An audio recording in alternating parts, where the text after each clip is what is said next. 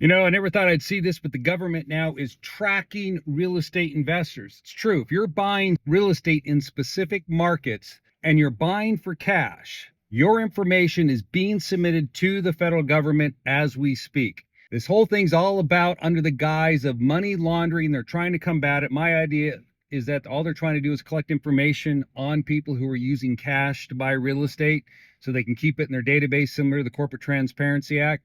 But it's a huge problem right now. If you buy property, you don't use any debt financing on it. And here's the key.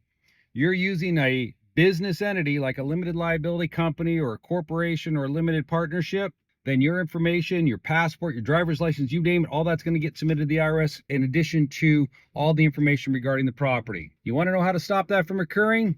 Come to my live tax and asset protection event. I'll give you a strategy that will keep the government out of your business so your business remains private. Look forward to seeing you there.